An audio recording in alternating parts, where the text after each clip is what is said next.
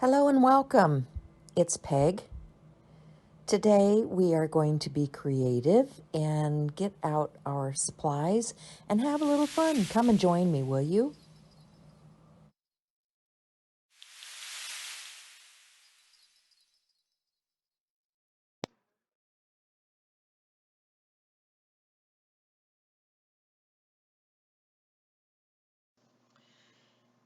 Today on Art Joy is Sharing, which is my sister channel that I share with Chelsea, we were just playing, creating, having a play day.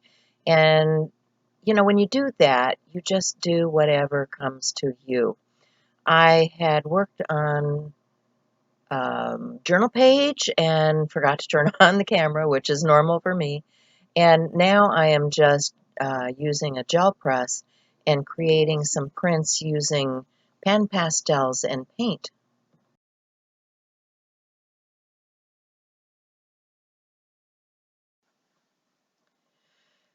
So when you do this, you take your pan pastels and apply them through a stencil onto the plate. Lift the stencil and then add your paint over the top, your paper, and then you lift your print. And you can usually get multiple prints off of one application of the pan pastels onto your plate. So we're just talking about, the different color combinations of pan pastels, how you can buy them. Different people in the audience are asking questions. So if you want to know more about that, go check out Art Joy is Sharing. We do this each Thursday, 10:30 Central Standard Time here in the US. And if you come and join the group, you can be with us live and ask questions and, share with the other people that are in the group. So now I am pulling a page from this Arnold Grumbacher journal. These are in and out pages. They just pop in and out of this disc binding system. So I'm going to pull a page and I'm going to use pan pastels once again to make a background on this page. So I have soft tools. These are sponge tools from a company, SOFFT, who makes these sponge tools for applicators specifically for this purpose. And you can see I have a number of different styles and sizes. This is showing the different colors that you can get in pan pastel. There's a lot of information on each of their websites. So if you're interested in these things, go and check out their website. Um, these sponges clean out beautifully. You can just brush them off on a piece of paper, kitchen roll, and then when you're done for the day, you can take them in and wash them out in the sink and reuse them over and over and over again, as I have done. So I'm going to demonstrate, how you can clean it up. It does not damage to transfer color from one pan to another. You can just clean it right off the top. And then these are soft pastels. If you look in the description box below, there are links to my Amazon store. And even if you don't go shop there, you don't have to shop with me. But if you do, it gives a few pennies to the creator here on YouTube when you shop using our links. But what I recommend is that you go over and look at my store on Amazon, because I put links into all kinds of things, products and things that I use and like, and they're all in that shop on Amazon.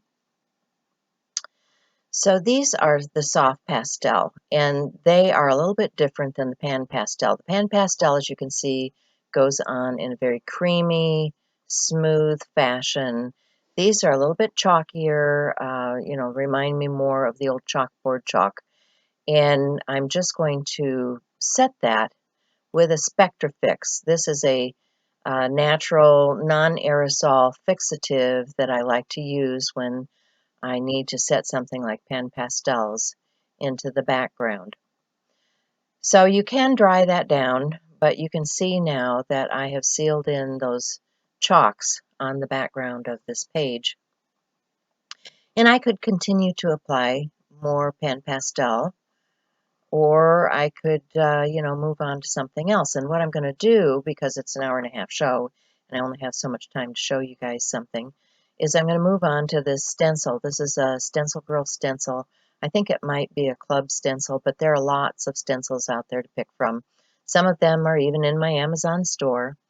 And I'm just going to brayer with a soft sponge brayer some paint through the stencil onto the page.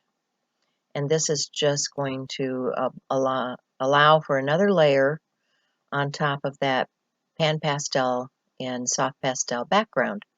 So I'm going to set that aside to dry, and I'm going to start working on some of the other things that I was doing in the live show. So moving on, I'm going to take those two prints that we created earlier using pan pastel on the gel plate, and I'm just going to stamp into the background using some black ink, and I think I need to re-ink that, but that's okay. It gives me another opportunity to just take out a brush pen. This is a pen from Pentel. It's a brush ink pen that has what is it? Black India ink in it, and I'm just going to sketch out over the top of these flowers. You can use any kind of pen you want to. You could just go ahead and sketch an image if you wanted to. I just happen to have this stamp out on my desk, and I'm taking the masking tape off of the edge where I protected the edge of the cardstock. This is some watercolor cardstock, just some cheap stuff that I had cut laying around. I'm going to use a white gel pen to add some more layers to this. And then I will cut it down and mount it on a card front so that it becomes something that can be, mail art or sent to a friend of mine. I'm lining up the edge of the painted part with the edge of my cutter so that I get an equal distance around the side. I'm adding one of these little quotes from Tim Holtz and some line work around the edge just to add another frame. And I will then pick out the card that I want to mount it on. I'm just showing different colors that would bring out the colors in the piece itself and how you can determine, how you want to layer that up. I'm going to start with the black because it gives a good solid frame, and I like to use liquid glue to put that down with, because then you have an opportunity to move things around as needed while the glue is still drying. And I'm looking at the blue, I'm thinking I don't really need that. I'm just going to glue this down on that burgundy colored sheet, trim it out, and I will have my card front. This is a Tonic guillotine cutter. I've used these for years and recommend them highly. They are a great little cutter, and they come in different sizes. You can actually get a whole tabletop size if you want. So you can see how you can take this gel printed background to the next level just by adding some ink and stamp and finish it off. So we're back to my journal page. We're running out of time for the show, and I'm just going to take a Posca marker. This is a paint pen marker, and start adding another layer of paint with a paint pen onto the stenciled background. And this is easy enough to do. If you let these dry overnight, you can come in with other pens to use on here, but because this is an hour and a half show, the paint, of course, is not totally dry, so you want to use, if you're going to go directly to your piece like this, you're going to want to use a paint pen, because there aren't very many pens that you won't kill by using them on top of paint that still has moisture in it. So I continue to work on this piece. I will go back and forth between the pieces that I create. That's the way I work uh, between one project and another. As things dry, I like to set them aside and finish out something else. This is the page that I had begun earlier. It has some texture on it already, and it was starting to dry.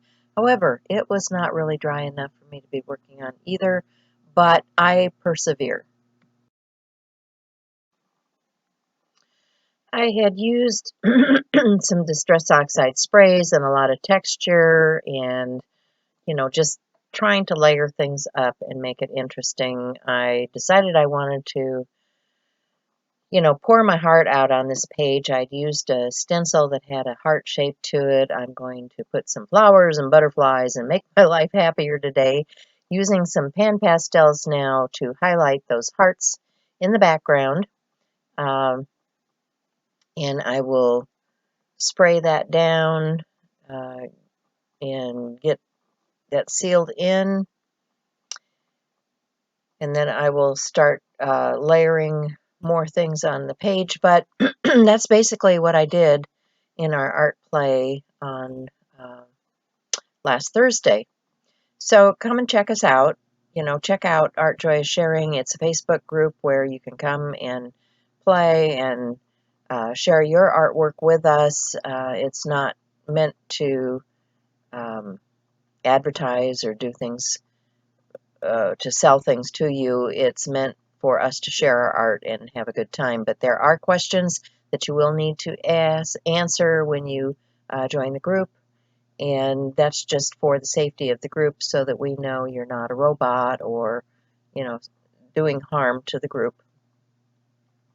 So I'm going to use some gel medium. This is heavy gel medium, and that's because the page is so textural, and I want this to stay in place. So I'm making sure that I mount everything on this page very well using a very thick layer of gel medium.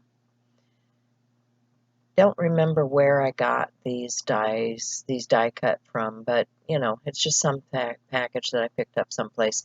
I end up using some other things out of my stash. I had some cork letters, and I end up putting that on the edge of the page. I took some pictures to put in the group. I'm just going to weight this down and let it dry overnight. Somebody in the audience was talking about different types of media that you can use for shadowing, and so I'm showing different graphic pencils and pens, different water application, different watercolor pencils and brushes.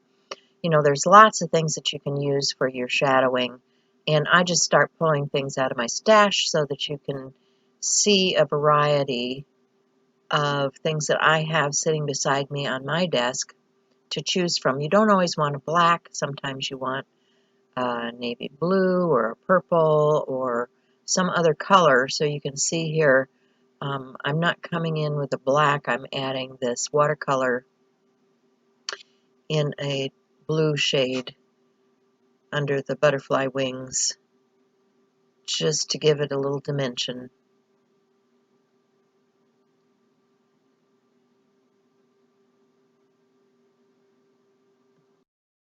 So here's a stash of my different things that I use for shading, colorizing, and I just keep them here on my desk.